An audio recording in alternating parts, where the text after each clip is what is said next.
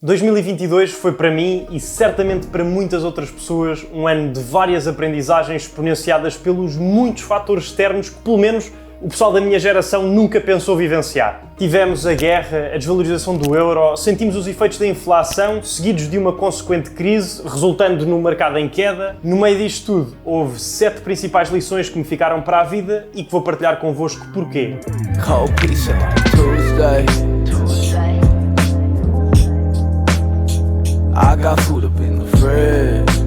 A um nível pessoal, estes 365 dias, para além de terem passado estupidamente rápido, foram estranhos. Não necessariamente num mau sentido, só acabaram por tomar um rumo que eu não esperava de todo em várias frentes. Por exemplo, não me lembro de alguma vez desde que tenho consciência ter olhado à minha volta, nos círculos em que me insiro, e existir efetivamente uma erosão do poder de compra. Isto é, olhar para família, amigos ou mesmo desconhecidos na televisão e perceber que continuam todos a ganhar o mesmo, sem aumentos, mas o montante necessário para adquirirem as mesmas coisas do ano passado subiu 20%. A única outra instância mais ou menos parecida foi quando comecei a pôr gasolina no carro, em 2018 por 1,55€, se não me engano, e uns anos a seguir passou a 1,80€. Mas como nessa altura, no meu dia-a-dia, não o considerava um bem essencial, pronto, passou-me ao lado. Também, desde que acordei para a vida, e principalmente no decorrer da minha atividade profissional, sempre olhei para as taxas de juros numa perspectiva de, ok, qual é a probabilidade disto voltar a atingir o pior cenário nos últimos 20 anos, como é apresentado nas simulações? E a partir de julho, em menos de 6 meses, vi uma subida para metade deste pior cenário, tendo eu próprio tido uma subida considerável da prestação no meu crédito. Foi de igual modo a primeira vez que, da perspectiva do observador e com algum sentido crítico, vi milhares de pessoas a especular sobre a economia, política, os mercados, dos mais especialistas aos comentadores de bancada, e a conclusão a tirar é: ninguém, por mais convincente que sou, sabe ou consegue prever com qualquer réstia de certeza o futuro. Num ângulo micro, na minha vida, tive um ligeiro shift de pensamento, sobretudo relativamente ao dinheiro.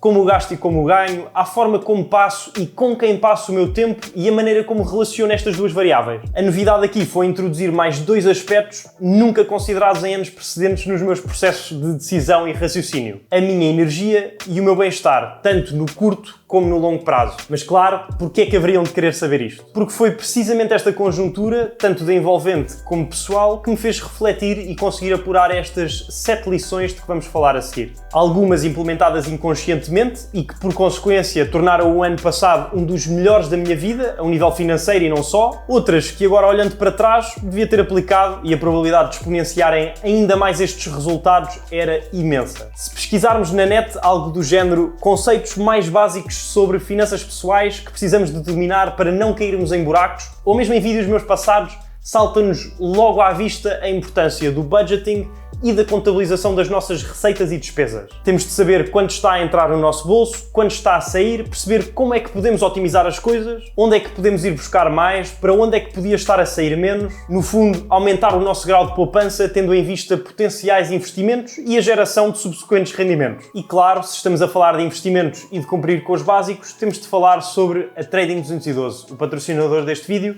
e da ação gratuita até 100€ que é oferecida a quem criou conta através do primeiro link na descrição. Vão-se registando, recebam a ação e façam o download da app porque vamos usá-la mais daqui a pouco. Voltando ao budgeting. Na teoria é fácil, mas a partir de um certo ponto, pelo menos o que aconteceu comigo, foi desconsiderar por completo um dos lados da balança, o das despesas, e pôr o meu foco inteiramente em ganhar mais. Se tivesse de apontar uma razão para isto, diria falta de paciência no curto prazo, sempre com a justificação de que há algo mais importante para fazer. Só que esta falta de organização teve a consequência muito real de não saber a todo momento e com a exatidão que prezo a minha posição financeira. A verdadeira adversidade daqui resultante foi essencialmente psicológica, mas garanto, nada agradável. Uma sensação constante de culpa e ansiedade profundamente incomodativas sempre que parava por mais de 5 minutos e me punha a pensar na vida. Uma culpa adveniente do facto de um ponto de vista absoluto, me parecer estar a gastar demasiado, de vez em quando ir apurar este facto e efetivamente concretizar ser verídico, no entanto, nunca, com certeza, conseguir determinar a finalidade dos fundos. Ou seja, podia até ter as mesmas despesas, mas a simples diferença de estarem contabilizadas e previstas, estando a par da sua realidade relativa face aos meus rendimentos,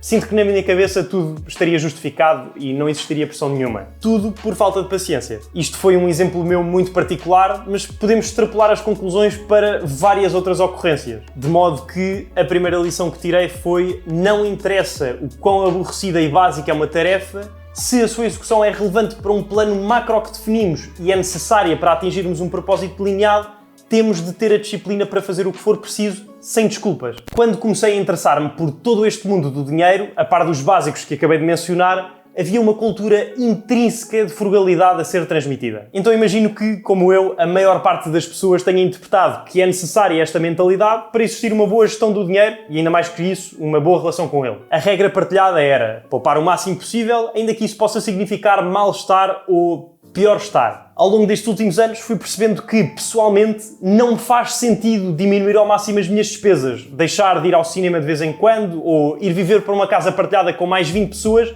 tendo em vista a intangibilidade do sucesso financeiro. Antes, pelo contrário, a minha ideia atual é que, se temos dinheiro, há principalmente duas vias cruciais onde o devemos estar a aplicar que, a meu ver, valem inteiramente a pena. Por um lado, na conservação de energia, ainda mais que do próprio tempo em si. Por outro, este bastante pessoal, na criação de pinpoints ao longo do tempo para que, quando olharmos para trás, conseguirmos identificar claramente os períodos de vida consoante os carimbos nela feita. Ou seja, descodificando cada uma delas e dando um exemplo na prática. No que toca à conservação de energia, fiz duas compras em particular que valeram todo o dinheiro. Uma moto e um Mac. Cada uma delas veio reduzir inimaginavelmente o grau de atrito existente em dois momentos muito frequentes na minha vida: quando trabalho e quando estou a ir de um lado para o outro. Relativamente à criação de pinpoints, houve de igual modo duas verticais a sobressair: as experiências gastronómicas e as culturais. O objetivo é ter a capacidade de olhar a cada mês do ano e identificar pelo menos uma memória proporcionada pelo seu uso. No fundo, assusta-me não viver a vida ou vivê-la condicionado por tarefas ou coisas que tenho de fazer que não me dão nem prazer nem resultados, nem me vou lembrar delas quando quiser refletir sobre o passado. Com isto não quer dizer que é ok gastar tudo o que temos sem controlo ou reflexão. Antes, pelo contrário, o positivo é contabilizarmos estas despesas e, ainda mais do que isso, prevermos-las. A conclusão é: começou-me a fazer sentido gastar dinheiro para poupar a minha energia, tendo em vista a geração de ainda mais,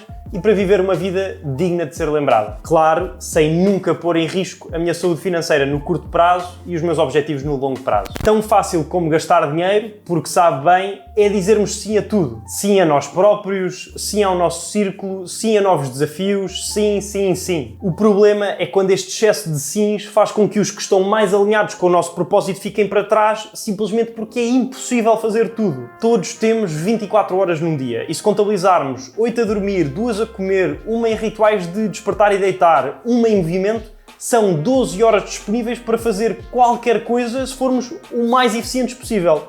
Que não é de todo o meu caso. Então, entre as dezenas de solicitações, próprias ou alheias, descobri sobretudo este ano ser impossível apanhar tudo. E se tentarmos, a probabilidade é deixarmos a maioria cair e não sairmos do mesmo sítio. Mais concretamente, esta aprendizagem surgiu na sequência da absurdidade de viagens que fiz no final de 2022. Sim, gostei muito delas e foram todos destinos onde pelo menos uma vez na vida teria de ir. Sim, valeu toda a pena, mas pensando melhor e pensando no outro lado da balança, ter deixado de acumular trabalho e feito parar, ainda que por momentos, o crescimento de tudo o que estou a criar, podia ter sido mais tarde. Não soube dizer que não, umas vezes a mim próprio, pela gratificação imediata, ter uma voz muitíssimo alta, outras vezes aos meus pares, por me sentir no dever de cultivar as relações. Este é um skill muito complicado de adquirir porque é relativamente difícil tornar-nos melhores a negociar com alguém que sabe a íntegra dos nossos pontos fracos e dos nossos desejos, nós próprios. O que interiorizei foi que é importante saber identificar as fases da minha vida. Há alturas para construir, para me focar sem me desviar do caminho, e há outras em que tenho necessariamente de usufruir. O segredo está no equilíbrio. Tal como a nossa vida tem timings, também a economia global tem ciclos, tal e qual as marés. Tenho vindo a perceber que a nossa postura face à variação destas externalidades determina muito do nosso estado psicológico e, consequentemente, a nossa relação com o dinheiro. Na sociedade também há barcos e submarinos. O nível dos primeiros muda consoante a fase das marés em que se encontram. Os segundos determinam um nível constante e não são afetados pelas tais oscilações. Este paralelismo para dizer que investir no que quer que seja quando o mercado está a cair e toda a gente se parece desinteressar por medo pode aparentar ser contraditório. No entanto, independentemente do segmento ou indústria, estes períodos de crise podem ser das melhores oportunidades para fazer crescer a nossa posição financeira. O problema é que nunca sabemos com a exatidão necessária se estamos verdadeiramente a experienciar um. É aqui que entra em jogo a consistência. Podemos ter a sorte de investir algumas vezes nos momentos certos, alturas no seguimento de uma queda abrupta em que compramos e no seguimento disto, por acaso, acontece uma subida de preços. Mas é impossível conseguirmos repetir esta proeza muitas vezes, a não ser, claro, que sejamos regulares e não só apanhemos estes melhores momentos, como também os piores. E está tudo bem com isso, porque a lógica é que no longo prazo a tendência da média dos dois extremos é ascendente. Para mim, isto traduz-se, entre outros, na compra periódica, sem falha, de um fundo que replique um índice que acompanha a performance da economia mundial como um todo, como é o caso do MSCI World. Mais fácil se torna ainda manter esta disciplina tendo ao nosso alcance ferramentas como as PAIs na Trading 212. Esta automatização, ao fim e ao cabo, retira toda a emoção do processo de investimento, mantendo-nos fiéis ao reforço da nossa posição a despeito de circunstâncias fora do nosso controle. Para o fazermos basta criar uma PAI, que é tão simples como abrir a aplicação, clicar no gráfico circular cá em baixo, selecionarmos PAIs e clicarmos no mais. Depois adicionamos os títulos que queremos. Vou exemplificar com o tal IWDA clicando no mais. Avançamos na seta, Next, Auto Invest, escolhemos o espectro temporal, a periodicidade, o montante a investir e Next. Damos-lhe um nome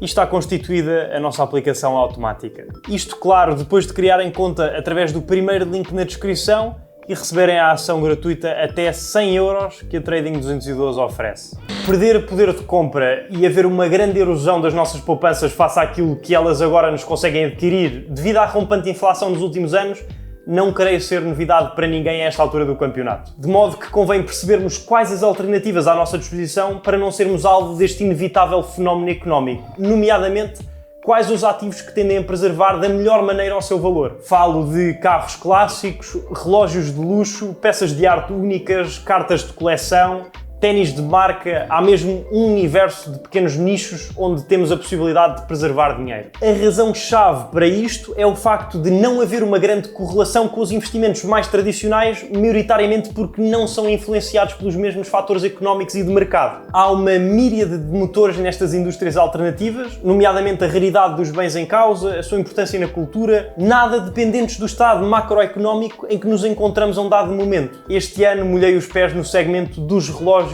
com a compra de um Datejust, um vídeo prometido já há algum tempo e que em breve vou publicar aqui no canal, de modo que se ainda não subscrevem, é uma ótima altura para o fazer. Este investimento foi feito em setembro e motivado em parte por observar à minha volta muita gente bem-sucedida a diversificar as suas aplicações para este tipo de peças únicas. Em parte porque são bens limitados, têm mercados secundários muito fortes, há mais razões para além da pura racionalidade financeira para serem adquiridos. Enfim, é um tema para o vídeo do Rolex. Mesmo quando tudo parece estar um caos e os prognósticos na praça são de dias cinzentos, é sábio mantermos as nossas convicções e os nossos planos. O exemplo mais pessoal que tenho disto é o que se tem passado nos últimos meses com a subida galopante das taxas de juros logo após a compra da minha segunda casa. Era fácil olhar para a prestação estimada de 600 € que me foi apresentada a quando da primeira simulação, compará-la com os 700 € que estou efetivamente a pagar, tendo sido calculado com base na Euribor à data da escritura, e ficar bastante desmotivado. Se desmotivado já estivesse, olhando em antecipação do que me espera na próxima revisão da taxa, sendo o cenário realista uma subida para cerca de 1000 €, já estaria na altura de começar a ir pedir esmolas. Isto se a única coisa que eu fizesse fosse ver as notícias, ler os jornais, ouvir as opiniões dos comentadores de bancada, mas há uma componente que torna tudo isto irrelevante. A pesquisa desenvolvida que me levou ao investimento onde estão incluídos os cálculos de todos os cenários possíveis no melhor e pior caso. É impossível as minhas expectativas serem defraudadas se eu me precaver antecipadamente de todas as eventualidades. É um caso muito específico, no entanto, na sua globalidade representa o quanto saber ignorar todo o ruído criado à nossa volta faz parte da disciplina emocional necessária para investir. Claro está, não significa que só nós estamos certos e os outros não percebem nada. Contudo, é importante saber distinguir um facto real, uma opinião com argumentos válidos, do ruído alheio. Só conseguimos atingir este grau de conforto quando nos reconhecemos a capacidade de levar a cabo uma pesquisa sólida assente em bases concretas. Para isso, precisamos primeiro de investir na aquisição de conhecimento, para sermos capazes de o fazer, e rodear-nos de profissionais experientes com quem possamos trocar ideias. Your network is your net worth tem-se provado para mim uma afirmação cada vez mais verdadeira à medida que os tempos vão passando. As pessoas que temos à nossa volta condicionam em muito não só o nosso estado presente, como o futuro. Logo desde crianças, um dos fatores que gera mais desigualdades a nível de oportunidades é o ambiente em que somos colocados pelos pais, especialmente por um motivo em particular: os nossos colegas. Se numa sala de aula de 30, 28 são mal comportados, qual é a probabilidade dos outros 2 em breve o serem também? Se num grupo de 10 amigos, 7 só querem saber de copos, qual será o destino dos restantes? Se o nosso círculo não tem ambições nenhumas, como é que podemos esperar não ter igualmente uma visão pequena para o que podemos ser? Esta é uma situação muito frequente, sermos condicionados pelas pessoas ao nosso redor. E a verdade é, se queremos ser muito bons, no que quer que seja, temos de ter pessoas ainda melhores à volta. Nós atraímos para nós o que quem de nós mais próximo atrai para si. Por isso, à partida, queremos pertencer a comunidades de pessoas que estão onde nós queremos estar. E o conceito é simples. Criar valor na vida dos outros sem esperar nada em troca, inevitavelmente resulta em mais valor na nossa vida. É assim que o mundo funciona, porque é assim que as pessoas funcionam. Sentem-se agradecidas quando genuinamente ajudadas e por isso querem retribuir. Mas pronto, é também algo que gostava de elaborar melhor numa próxima ocasião. E se fortalecer a vossa network é algo de interesse, é uma das coisas que fomento no meu Patreon, que podem subscrever através do segundo link na descrição. Até lá, o que sugiro é que vejam este vídeo que ficou muito porreiro sobre como investir com o salário mínimo e ganhar mais dinheiro. Por hoje é tudo, espero que tenham gostado, subscrevam o canal para mais vídeos sobre imobiliário, dinheiro e finanças pessoais sem bullshit. Desejo-vos tudo bom, um abraço e até para a semana.